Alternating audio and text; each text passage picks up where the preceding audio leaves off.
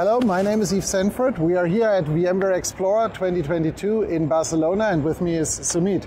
Sumit, great to have you here in Europe, which is my territory this time. Last time we met in Austin, Texas, I think. I know, thanks for letting me come to your continent, and it's great. We've got 9,000 people at this event. 9,000, I heard 8,000 this morning. It just keeps growing. People are coming in with their credit cards. That's great. I think that's a great showcase to show that the VMware momentum is there, even though people are actually saying it's like, yeah, there is no virtual machines, but I think there will always be virtual machines, there will be containers, there will be all of that. From all the announcements which we have seen this morning, what is, from your perspective, the biggest one which is going to attract most of the customers in the next 12 months maybe? You know, I've heard a lot of customers say that the announcements related to sovereign cloud, because it's such an important aspect in the entire continent of Europe, where data sovereignty is a priority. And what we have done with our technology and taken certain technical frameworks and taken it to an ecosystem of partners who are now offering solutions to our customers that are making the requirements of data sovereignty complete and yet giving customers flexibility to take the workloads beyond their data center has been extremely strong, and the feedback has been very positive. The second thing that customers continue to say they're excited about is our the ARIA offering. We launched it really at the Explore in the US, yeah. Now we made it available for free to certain... Not everything, I guess. Not everything. We want customers to try it, use it, so we're excited about it. They can start building their governance dashboards in simple ways and start giving feedback, because this control plane that's needed across public and private cloud is something that we are very interested in, and more importantly, our customers need. So we think that's going to be powerful. And then third thing, at this conference, we talked a little bit more about lateral security. And lateral security is something that customers pay very little attention to in the private cloud world. I oftentimes hear actually customers, when they build public cloud, they've given more attention to it in the public cloud. Maybe intuitive, because they have to be careful because they don't trust other tenants.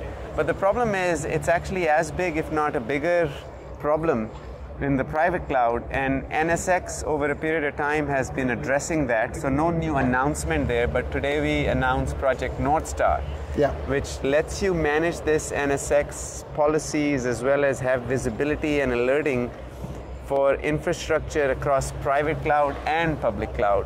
And so we're excited about those announcements we did here.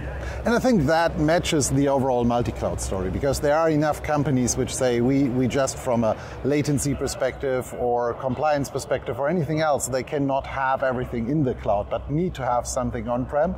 But up until now, it was very complex to really match and manage that complete stack across both platforms. So I think that's a perfect step moving forward, seeing also the announcement with Equinix. But I think it's overall, we are getting into a new territory with all of that.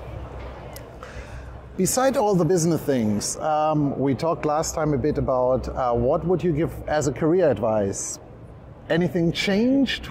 Well, last time I talked a little bit about the fact that this new emerging field of playing with data and combining technology is becoming big, and I talked a little bit about how my son has started his studies in that field. He's doing very well.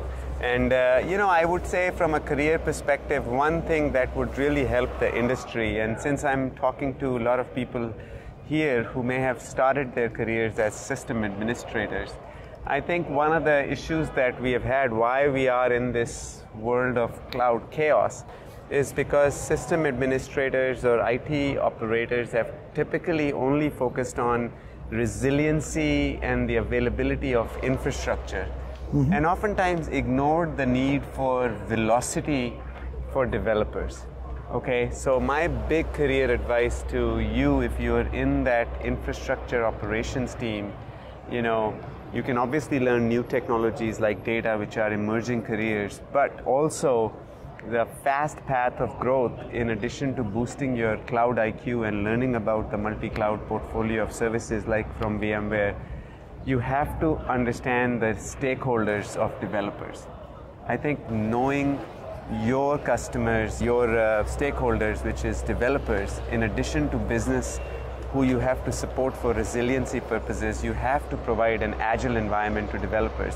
And I think the day when system admins can understand that will be a beautiful day for every enterprise, because then that operation skill, which are critical to all the people who have grown up with that skill, can be combined with offering an infrastructure that's not just resilient but also agile. Yeah. How about security?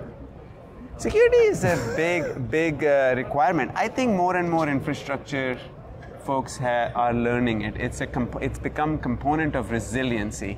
The problem with security is, to me, a little bit less of a career and skill issue and more of a organizational issue. Oftentimes, networking team get in the way, and I do think that networking is often seen as a solution for security for many of these things like firewall. But when it comes to security is a key component of the resiliency.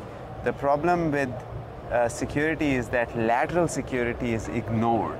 It's less of a skill set and a career thing. I think many of you, if you're operating VMware solutions, data centers, running software-defined data centers, take a microscopic look in your lateral security, question it, audit it. I believe many of you have skills for it already, and it is a key component of digital resiliency of the data center, and you have to design lateral security into it.